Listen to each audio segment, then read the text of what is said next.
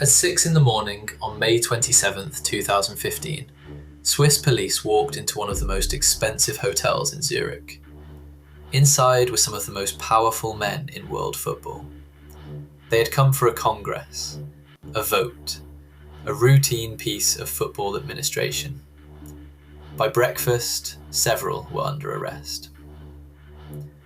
The United States Department of Justice had spent 4 years building a case. What they alleged reached back more than 2 decades. What they alleged went to the very top of the sport. Within days, the president of FIFA, the most powerful figure in the most popular sport on earth, resigned. And then something happened that nobody predicted. FIFA survived. Not just survived, it grew. The 2026 World Cup, beginning on June 11th across the United States, Canada and Mexico, is projected to generate $13 billion for FIFA over the full 4-year cycle. That is a record for any FIFA World Cup in history. FIFA's financial reserves are at an all-time high. Its president holds more influence over global football than at any point in the organisation's recent history. Its sponsors never more committed. So here is the question. How does an organisation survive what many have called the biggest corruption scandal in the history of sport, and come out stronger?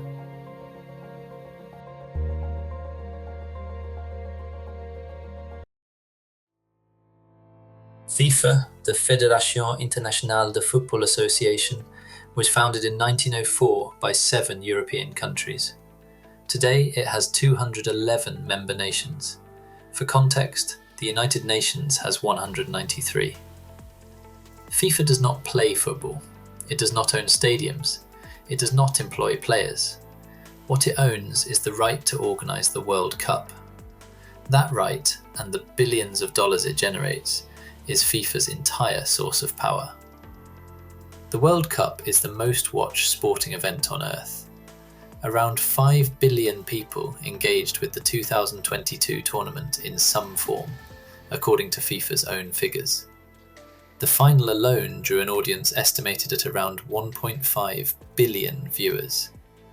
More people watch it than watch the Olympics. More people watch it than the Super Bowl. And FIFA collects the money.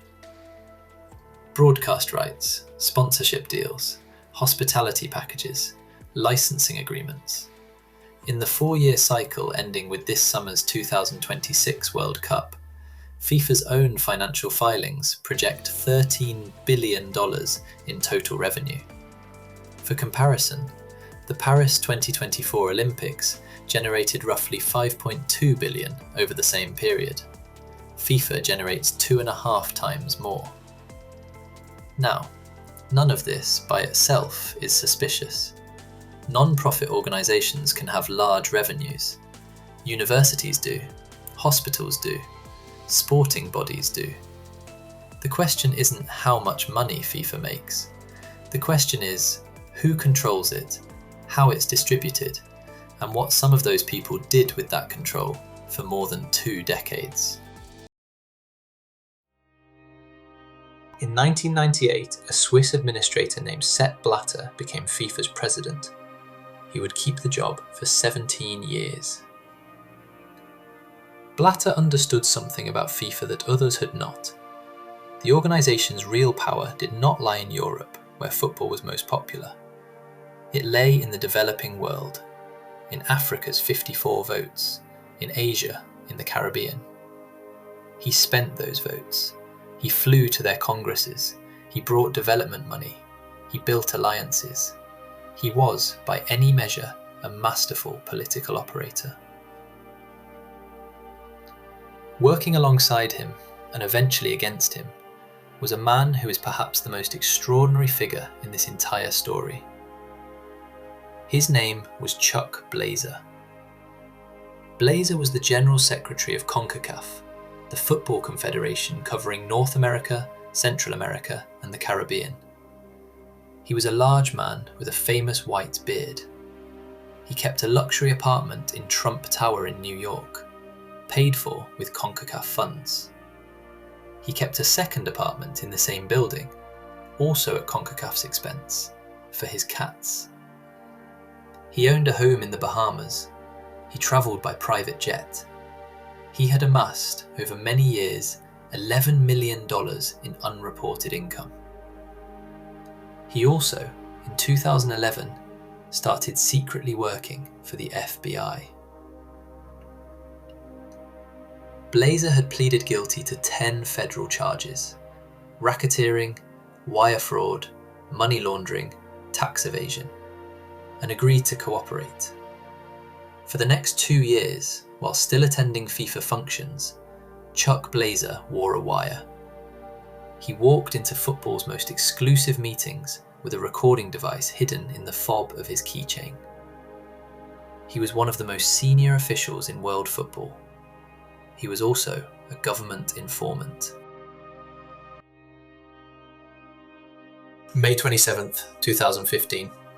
Swiss police arrested 7 FIFA officials at the Hotel Bauer au Lac in Zurich.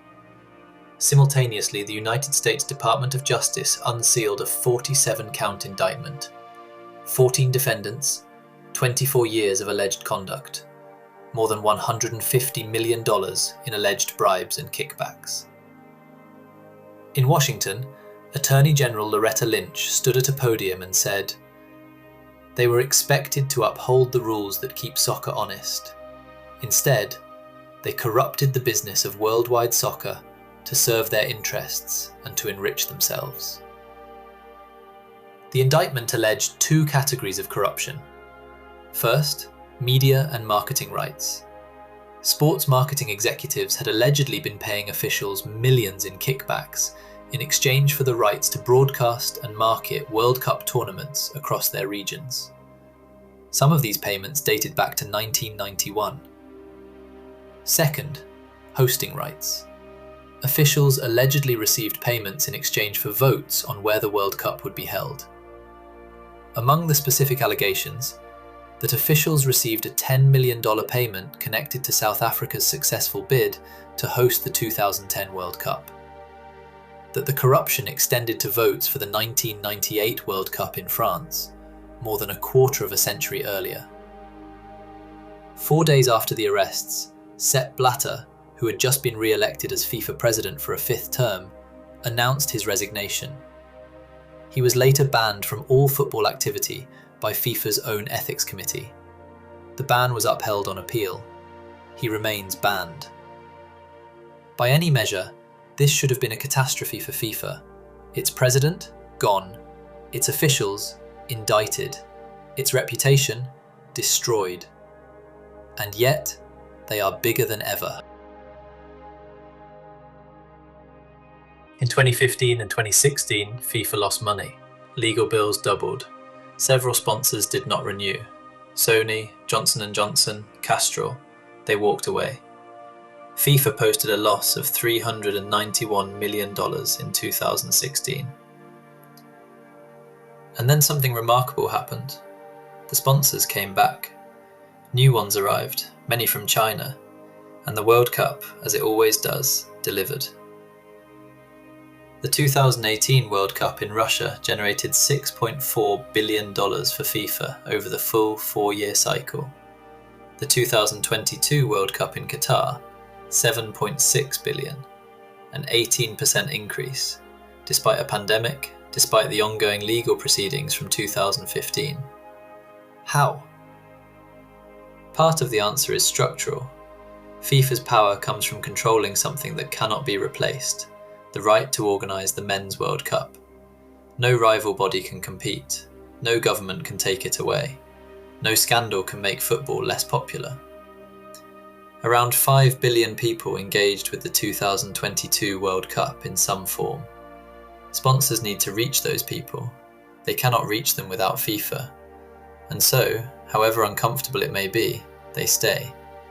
Coca-Cola, McDonald's, Adidas, Visa have remained FIFA partners through the scandal and beyond. Part of the answer is governance. FIFA, under new president Gianni Infantino, introduced reforms. new ethics committees, limits on executive terms, independent financial oversight. Infantino himself declared in 2018 that FIFA had gone from being, quote, toxic, almost criminal, to an organisation, quote, synonymous with transparency and integrity. Critics, however, point to a different explanation. The investigation exposed individuals. It did not fundamentally change the structure of the organisation that enabled them. FIFA's finances are audited by PricewaterhouseCoopers, but external auditing is not the same as external governance. The decision-making processes that allowed the corruption to develop over 2 decades, a small executive committee with enormous discretionary power, member associations dependent on FIFA development funds, limited independent oversight of how hosting decisions are made, these structural features remain largely intact. As one investigative journalist who has covered FIFA for years put it, they've just become slicker. Which brings us to the present. In December 2024, FIFA formally awarded the 2034 World Cup to Saudi Arabia. The decision followed a process that many independent observers have described as, at minimum, unusual. FIFA gave potential bidders 4 weeks to declare their candidacy. Saudi Arabia announced its bid within minutes of FIFA opening the process. Australia, the only other credible candidate, withdrew. Saudi Arabia was, in the end, the sole bidder. Human Rights Watch said FIFA had, quote, ignored its human rights standards in awarding the tournament to a country with a documented record of restrictions on civil liberties, the execution of dissidents, and the exploitation of migrant workers. It is important to say clearly what this is and is not. No charges have been filed in connection with the 2034 award. No bribery has been proven. The decision may have been entirely lawful. What it represents is a question about how decisions at FIFA get made, and who benefits from them. FIFA President Gianni Infantino has cultivated a close personal relationship with Saudi Crown Prince Mohammed bin Salman. He has visited the kingdom repeatedly. In 2024, he temporarily relocated to Riyadh. FIFA characterised the move as work-related. Whether those relationships influence the bidding process is something no outside body has the authority or the access to determine. So, how did FIFA survive? The honest answer has several parts. It survived because football is too important to the world for its governing body to collapse. It survived because the people who were convicted were individuals, not the institution itself. It survived because its commercial power rests on something that cannot be taken away, the most popular game on earth. And it survived because the reforms introduced after 2015, whatever their limitations, were enough to satisfy the sponsors, the broadcasters, and the member nations who depend on FIFA's money. Whether those reforms were enough to prevent the patterns that enabled the corruption from recurring is a question that only time, and possibly another investigation, will answer.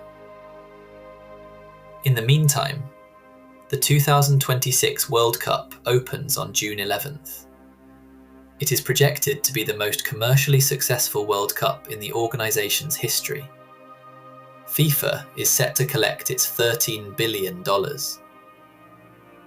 And in 2034, a World Cup will be held in Saudi Arabia. The game goes on.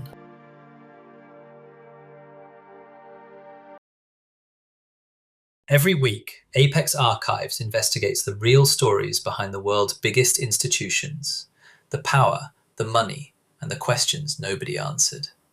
Subscribe if this was worth your time.